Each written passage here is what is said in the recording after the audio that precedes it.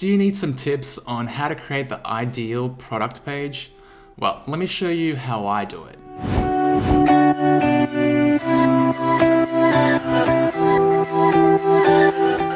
In this video, I'm going to go through how I've been designing my own product pages, what sort of information I've been including, what images I like to use, and so much more, including how to test your pages for the best conversion rates possible.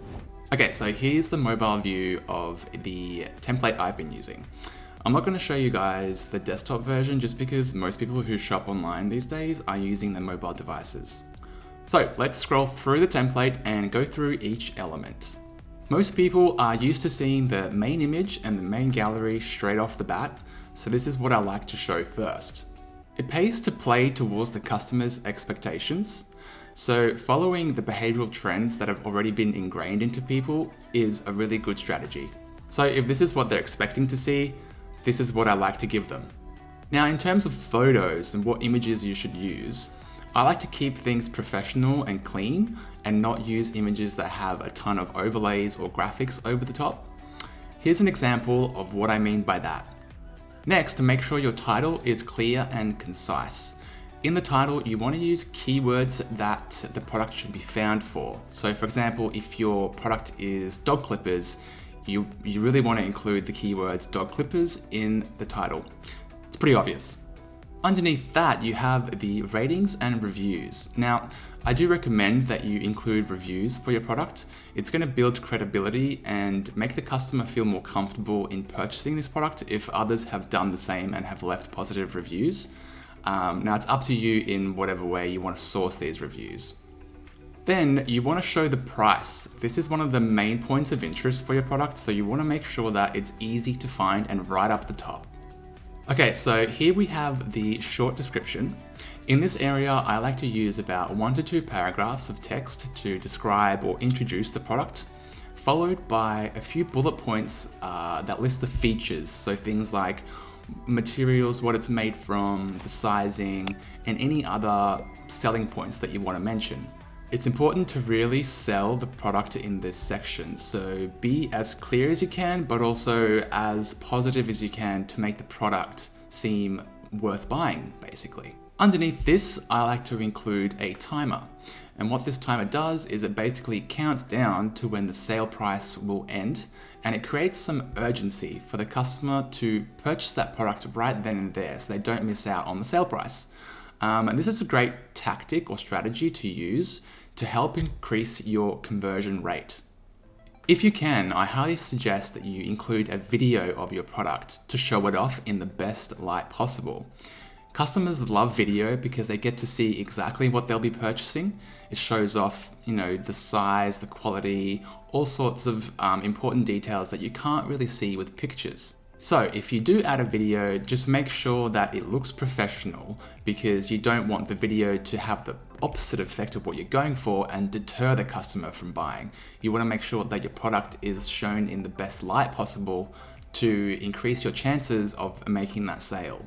Now, once you include the video, you'll want to test it using A/B testing, just to make sure that it actually is helping your conversion rate. And I'll talk about this a bit later. So this is the main description area. In this area, you want to go into detail about the product. Make sure that the content is written professionally. You don't want to have any spelling errors, any grammatical errors. The content needs to flow when you're reading it. It's really important not to have any mistakes because I know personally, if I read a product description and I pick up errors in the text, it really puts me off and I'm less likely to buy from that company if they haven't invested into the content. Try to hide whatever information isn't crucial, so things like specifications or what's part of the package that it comes in, stuff like that. You want to hide that because it's just taking up space. If the customer does want to read about that, they can then click on it to expand the accordion and you can put more content in there. So just hide stuff that isn't relevant, but still have it accessible.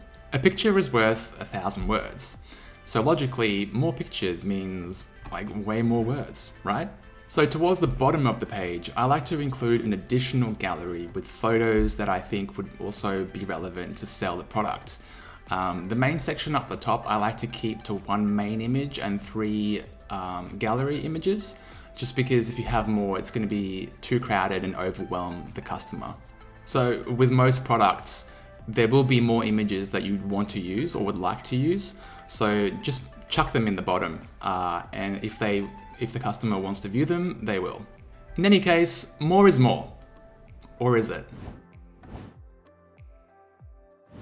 Even though we've now added everything that we think would help to sell the product, are we going to be correct? Is it right? Is it the right formula of elements? We just don't know until we test the product.